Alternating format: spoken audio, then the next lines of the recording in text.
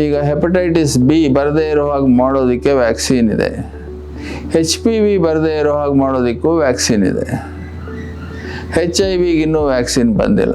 ಈಗ ಸದ್ಯಕ್ಕೆ ಯಾವ ರೋಗಗಳಿಗೆ ವಿರುದ್ಧವಾಗಿ ವ್ಯಾಕ್ಸಿನ್ ಉತ್ಪತ್ತಿಯಾಗಿದೆಯೋ ಅದನ್ನು ಜನಗಳು ತಗೊಂಡು ಅವರು ಕಾಪಾಡಿಕೊಳ್ಬೇಕು. ಇದು ಸುಲಭವಾಗಿ ಆಗುತ್ತೆ. ದೇಶದಾದ್ಯಂತ ಎಲ್ಲ ಕಡೆಯೂ ಇವೆರಡೂ ಸಿಗುತ್ತೆ. ಆದ್ದರಿಂದ ಏನೂ ತೊಂದರೆ ಇಲ್ಲ. ಕೊಂಡುಕೊಂಡು ಪದೇ ತಗೊಳ್ಬೇಕು ಅಂತಲೂ ಇಲ್ಲ. ಆ ವ್ಯಾಕ್ಸಿನ್ ಡೋಸು ಇದು ಸರಿಯಾಗಿ ಡಾಕ್ಟ್ರು ಕೊಡ್ತಾರೆ, ಅದನ್ನು ತಗೊಂಡು ಕಾಪಾಡ್ಕೋಬೇಕು.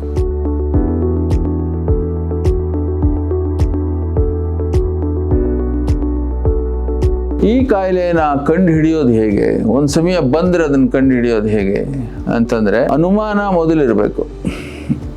ಅನುಮಾನವಿಲ್ಲದಿದ್ದರೆ ಅದನ್ನು ಕಂಡು ಹಿಡಿಯೋದು ಕಷ್ಟನೇ. ರೋಗಿಗೆ, ವ್ಯಕ್ತಿಗೆ ವಾಸಿ ಆಗದೆ ಇರತಕ್ಕಂಥ ಕೆಮ್ಮು, ಬೆಳೀತಕ್ಕಂಥ ಒಂದು ಮಚ್ಚೆ ಗುರುತು, ನಾವೇ ಇದ್ದು ರಕ್ತಸ್ರಾವ ಅದರಿಂದ ಆಗ್ತಾ ಇದ್ರೆ ಅದು ಶರೀರದ ಯಾವ ಭಾಗದಲ್ಲಾದರೂ ಇರಲಿ, ಅದೊಂದು ಗೆಡ್ಡೆ ಇದ್ದರೆ, ಅದು ಇರಬೇಕಾದ ಅವಶ್ಯಕತೆ ಇಲ್ಲದೆ ಇರೋವಾಗ ಅದಿದ್ದರೆ ಅದರ ಬಗ್ಗೆ ನೀವು ಒಂದು ಸ್ವಲ್ಪ ಕುತೂಹಲನೂ ಇರಬೇಕು, ಸಂಶಯನೂ ಇರಬೇಕು. ಯಾವುದಾದ್ರೂ ದಾರಿಯಿಂದ ರಕ್ತಸ್ರಾವ ಆಗೋದು, ಬಾಯಲ್ಲಿ ರಕ್ತ, ಮೂಗಲ್ಲಿ ರಕ್ತ ಬರೋದು, ಕೆಮ್ಮಿನಲ್ಲಿ ರಕ್ತ ಬರೋದು, ಮಲದ್ವಾರದಿಂದ ರಕ್ತ ಹೋಗೋದು, ನಿಲ್ಲದೆ ಇರತಕ್ಕಂತಹ ಮುಟ್ಟು, ಮೂತ್ರದಲ್ಲಿ ರಕ್ತ ಹೋಗೋದು, ಇವೆಲ್ಲ ಚರ್ಮದ ಕೆಳಗೆ ರಕ್ತ ಹೋಗೋದು, ಇದೆಲ್ಲ ಸಾಧಾರಣವಲ್ಲ. ಹಾಗೇನಾದರೂ ಆದರೆ ನೀವು ಡಾಕ್ಟ್ರ್ ಹತ್ರ ಹೋಗಿ ಪರಿಶೀಲನೆ ಸರಿಯಾಗಿ ಮಾಡಿಸ್ಕೊಳ್ಬೇಕು. ಕ್ಯಾನ್ಸರ್ ಇರ್ಬೋದು ಅದು. ಇನ್ನು ಊಟ ಮಾಡೋಕ್ಕಾಗದೇ ಇರೋದು, ಅನ್ನನಾಳದಲ್ಲಿ ಮುಚ್ಕೊಂಡು ಹೋಗೋದು, ಮೊದಲು ಗಟ್ಟಿ ಪದಾರ್ಥ ತಿನ್ನೋದಕ್ಕಾಗೋಲ್ಲ, ಆಮೇಲೆ ಮೆತ್ತಗಿರೋ ಪದಾರ್ಥ ತಿನ್ನೋಕ್ಕಾಗೋಲ್ಲ, ಆಮೇಲೆ ನೀರು ಕೂಡ ಕುಡಿಯೋಕ್ಕಾಗೋಲ್ಲ, ಈ ತರಹ ಪರಿಸ್ಥಿತಿ ಬರುತ್ತೆ. ಅನ್ನನಾಳದ ದಾರಿ ಮುಚ್ಕೊಂಡು ಹೋಗುತ್ತೆ. ಆ ಸಮಯ ಆಹಾರ ತಿನ್ನಲಿಕ್ಕಾಗದಿದ್ರೆ ಡಾಕ್ಟ್ರ್ ಹತ್ರ ಖಂಡಿತ ಹೋಗಬೇಕು. ತೂಕ ಕಡಿಮೆ ಆಗ್ತಾ ಇದ್ದು ಹಸಿವಾಗದೇ ಇದ್ದರೆ ಡಾಕ್ಟ್ರ್ ಹತ್ರ ಹೋಗಿ ಪರೀಕ್ಷೆ ಮಾಡಿಸ್ಕೊಂಡು ಬರಬೇಕು. ಕ್ಯಾನ್ಸರ್ ರೋಗದಿಂದ ಹಲವು ಬಾರಿ ಹಸಿವಾಗೋದೇ ಇಲ್ಲ, ತೂಕ ಕಡಿಮೆ ಆಗುತ್ತೆ, ಅದನ್ನು ನೀವು ತೋರಿಸ್ಕೊಂಡು ಬರಬೇಕು. ಹೀಗೆ ನಾನಾ ಕಾರಣಗಳಿದೆ. ಹೀಗೆ ಮುನ್ಸೂಚನೆಗಳೇನಾದರೂ ಇದ್ದರೆ ತಕ್ಷಣ ಬಹಳ ನಿಧಾನ ಮಾಡ್ದೇನೆ ಡಾಕ್ಟ್ರ್ ಬಳಿಗೆ ಹೋಗಿ ಸರಿಯಾಗಿ ಪರೀಕ್ಷೆ ಮಾಡಿ ನೋಡಿಸಿದ್ರೆ ಚಿಕಿತ್ಸೆ ಬೇಗನೆ ಮಾಡ್ಬೋದು, ಗುಣ ಆಗೋ ಚಾನ್ಸಸ್ ಜಾಸ್ತಿ ಇರುತ್ತೆ.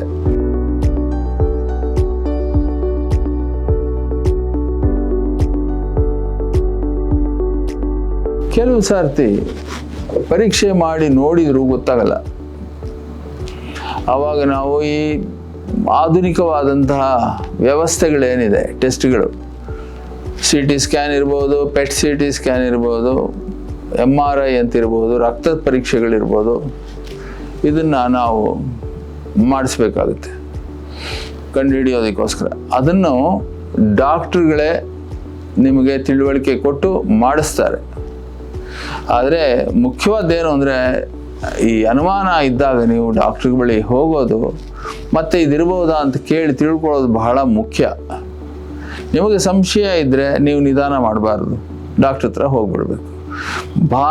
ಕಂಡುಹಿಡಿಯೋ ಭಾರ ಡಾಕ್ಟ್ರ್ ಮೇಲೆ ಬಿಡಿ, ಅದನ್ನು ನೀವು ತಗೊಳ್ಬೇಡಿ. ಊಹಾಪೋಹಗಳಿಗೆ ಅವಕಾಶ ಕೊಡಬೇಡಿ. ಇದು ನಾನು ಈ ತರಹದ್ದು ಏನೋ ತಿಂದೆ ಮದುವೆ ಮನೆಯಲ್ಲಿ ಅದರಿಂದ ಆಗಿರೋದು, ಅಥವಾ ಬೇಳೆ ಜಾಸ್ತಿ ತಿಂದೆ ಅದರಿಂದ ಹಿಂಗಾಯಿತು ಅಂತ ಒಂದಕ್ಕೊಂದಕ್ಕೆ ನೀವೇನೇ ಊಹೆ ಮಾಡಿಕೊಂಡು ನಿಧಾನ ಮಾಡೋದು ತರವಲ್ಲ.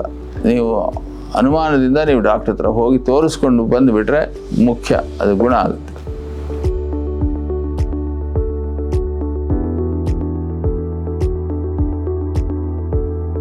ಈ ರೋಗಕ್ಕೆ ಚಿಕಿತ್ಸೆ ಇದೆಯೇ ಅಂತ ಎಲ್ಲರಿಗೂ ಗೊತ್ತು, ಚಿಕಿತ್ಸೆ ಇದೆ ಅಂತ.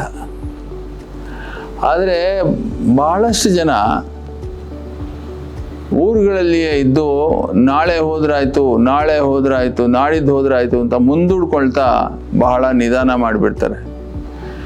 ಅಷ್ಟರಲ್ಲಿ ಕಾಯಿಲೆ ಶರೀರದ ಬೇರೆ ಬೇರೆ ಭಾಗಗಳಿಗೆಲ್ಲ ಹರಡಿ ಹೋಗುತ್ತೆ. ಹೇಗಪ್ಪ ಅದನ್ನು ನಾವು ಮಾಡೋದು ಅಂದರೆ ತಕ್ಷಣ ಡಾಕ್ಟರ್ ಹತ್ರ ಹೋಗಬೇಕು, ಟ್ರೀಟ್ಮೆಂಟ್ನ ಶುರು ಮಾಡಿಸ್ಬೇಕು.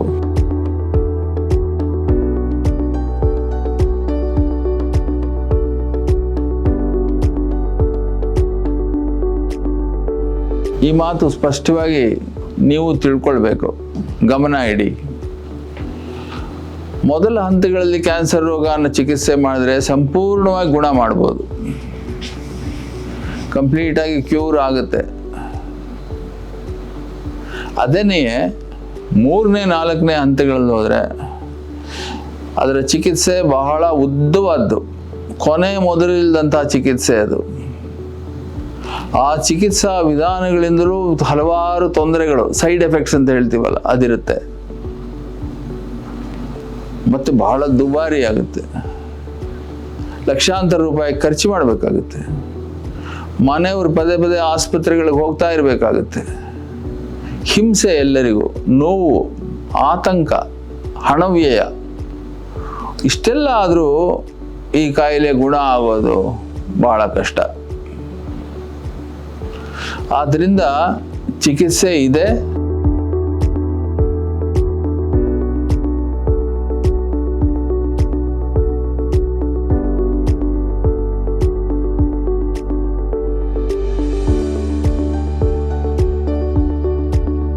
ಮತ್ತೊಮ್ಮೆ ಅದು ಬರದೇ ಇರೋ ಹಾಗೆ ಮಾಡೋದಕ್ಕೆ ರೇಡಿಯೋಥೆರಪಿ ಅಂತ ಹೇಳ್ತೀವಿ, ಕೀಮೋಥೆರಪಿ ಅಂತ ಹೇಳ್ತೀವಿ, ಅದನ್ನು ಕೆಲವು ಬಾರಿ ತಗೊಳ್ಬೇಕಾಗುತ್ತೆ. ಕೆಲವು ಸರ್ತಿ ಸರ್ಜರಿ, ಶಸ್ತ್ರಚಿಕಿತ್ಸೆಯು ರೇಡಿಯೋಥೆರಪಿ ಹಾಗೂ ಕೀಮೋಥೆರಪಿ 3 ಕೊಡಬೇಕಾಗುತ್ತೆ ಅದು ಪೂರ್ಣ ಗುಣ ಆಗೋದಕ್ಕೆ. ಅದು ಯಾವ ವಿಧವಾದ ಕ್ಯಾನ್ಸರ್ ಅನ್ನೋದ್ರ ಮೇಲೆ ಅವಲಂಬಿಸ್ಕೊಂಡಿದೆ. ಇದು ಬಹಳ ಮುಖ್ಯ. ಆದರೆ ಈ ಚಿಕಿತ್ಸೆ ತಗೊಂಡ ನಂತರ ಸ್ವಲ್ಪ ಕಾಲದಲ್ಲಿಯೇ ಪೂರ್ತಿ ನೀವು ಚೇತರಿಸಿಕೊಂಡು ಆರೋಗ್ಯವಾಗಿ ಮೊದಲಿದ್ದ ಹಾಗೆ ಇರೋದಕ್ಕೆ ಸಾಧ್ಯ ಇದೆ.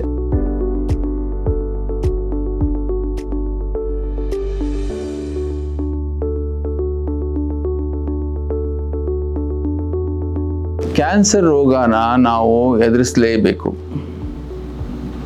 ಇದಕ್ಕೆ ಸರಿಯಾದಂತಹ ಚಿಕಿತ್ಸೆ ಇದೆ.